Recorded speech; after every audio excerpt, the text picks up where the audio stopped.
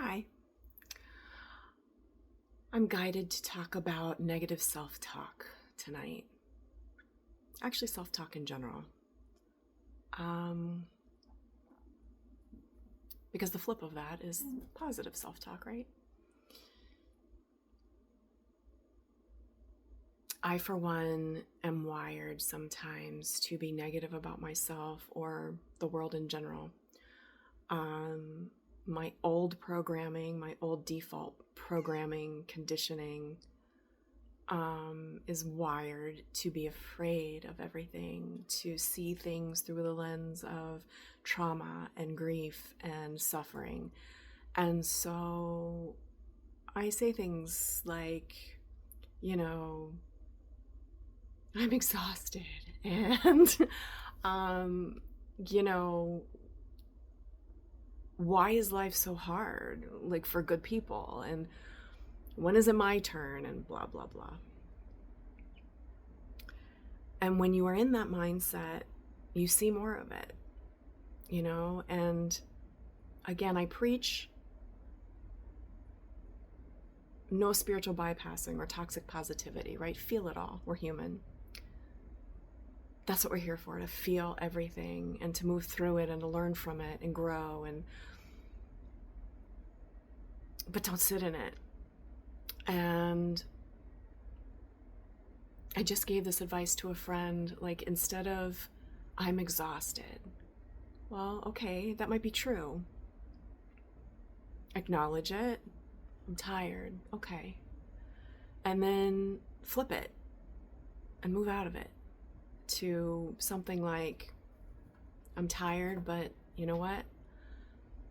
I see how far I've come in life. I see how much I've grown. I see that this isn't going to last forever. And it's a cycle in my life. It's a part of my life right now. It's what I'm going through.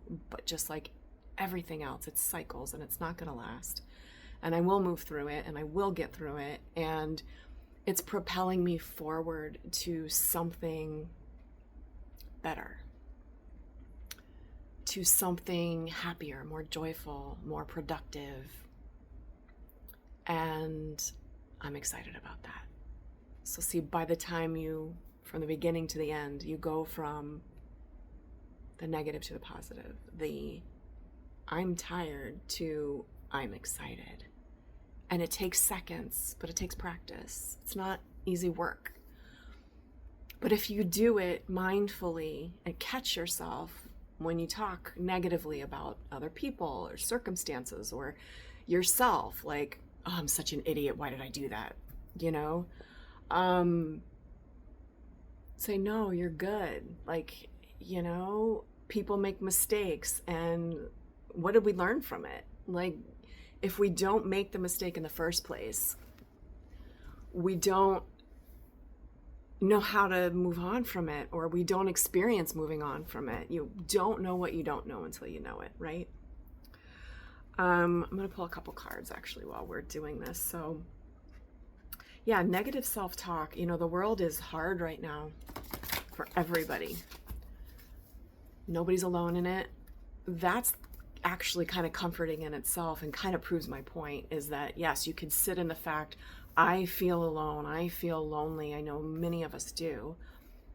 Yet billions of us feel exactly the same way. So how comforting is that? Actually, that just gave me chills. Like, we're not alone, because most of us are experiencing the same thing or very similar. So joy. Remind yourself to feel joy. Whenever you feel, they're giving me the word downtrodden. That's interesting. Whenever you feel downtrodden, whenever you feel hopeless, add joy to your life. I don't care if you dance naked in your living room. I love to dance in my underwear around my living room. It's so empowering to put on something that kicks ass and that makes you feel alive and you just dance it out. No one can see you. Who gives a fuck, right? Like it's to bring joy and play into your life switches everything very quickly back to the positive, back to what our true default programming should be, and that is childlike wonder. Beginnings. And this speaks of the childlike wonder that I'm just talking about. So I love validation. Thank you, Spirit. Look, there's balloons up here in the bright, beautiful sky. And she's pedaling off in the clouds. I mean, with her head in the clouds, metaphorically, right, in this card. And she's just beautiful. Not a care in the world. And that's what I'm talking about, is what I just said about childlike wonder. And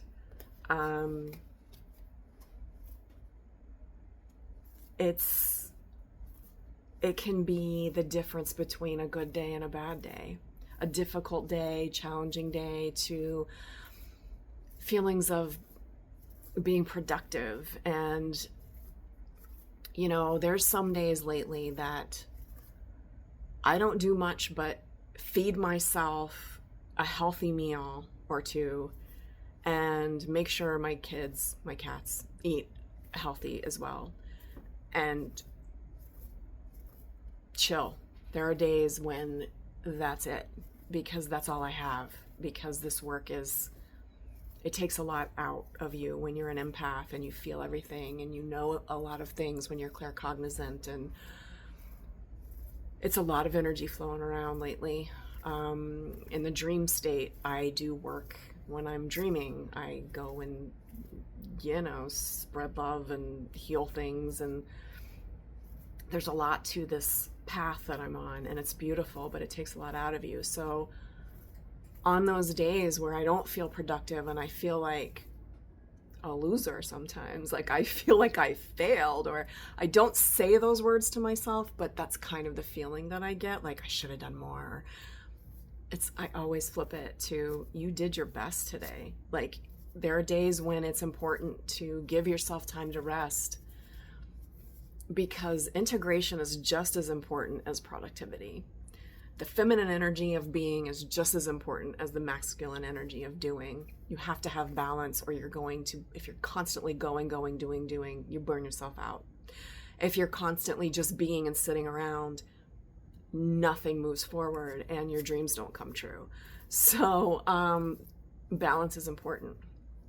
And a lot of us are, this culture especially that we live in, we're wired to work ourselves to death, right? Hustle culture. And we are now seeing, I believe, a lot of us, that isn't really what it's cut out to be, that we do need to rest, and we do need to take time to go within and give the lessons that we learn time to integrate into our systems and process through and move the old stuff out. So self-talk helps you propel forward in things. Don't get stuck and stagnant in the negative. It just isn't helpful. And okay, they're leading me to this one other deck that I already shuffled. So this, I believe, is guidance. This is what they're telling me. So let's get a card for guidance. Oh, there it is. It just hopped out. Okay. Time. And this is kind of what I was just speaking to, of giving yourself the time to go within. I see this person kind of in a cave a bit, and sitting with yourself, getting quiet, and letting those lessons that you've learned process out, alchemize, let what needs to leave. Old programming, it goes, and the new stuff stays. And you have to take the time to sit with yourself for that to happen. Or again, you stay stuck and stagnant, or you burn yourself out. So let me just look at the book really quick to see if there's anything. Oh, I opened right to it. I love when that happens. I'm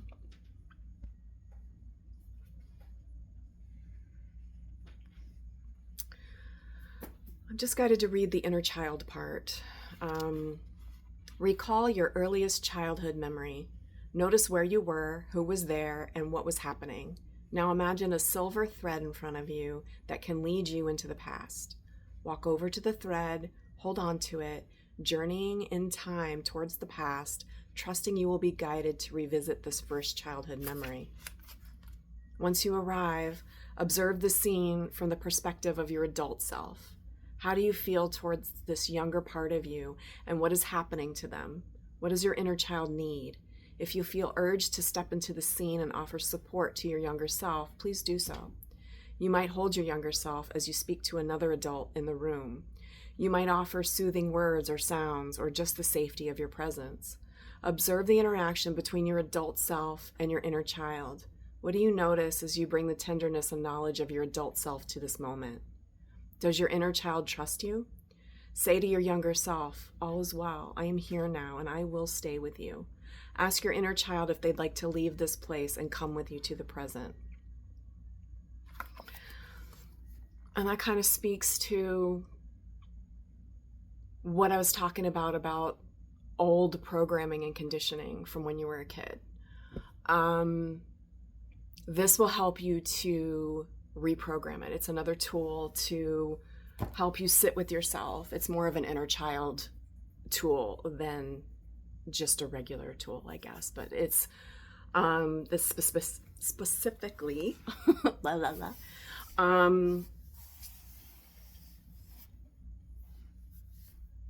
wait, they're stopping me. Something about being tongue-tied. This is a one-off. Just take it if it resonates, if it's not you, but don't worry about it. Somebody as a kid was made fun of for either stuttering or getting tongue-tied, or, you know, as a kid you felt like you had to talk really fast because you really weren't allowed to talk at all. And you'd get tongue-tied, and then people would laugh at you, or maybe even your parents would laugh at you. And this is for just somebody specific, or maybe a few of you specifically, but I'm told to go back and use that tool that I just gave you for doing that, for allowing your inner kid to feel safe, that they don't have to talk so fast, that they can slow down, that their words matter. Your words matter, your voice matters, and start to speak it. Lily. Lily shows up when someone's not seeing something in their life, or when they're not speaking their voice. She's deaf. So those are her gifts. So yeah, that's what I have, and I hope it helps. And just know you're not alone on this journey, and that you're loved. Reach out if you would like support or need tools, and I'll see you guys soon. Peace.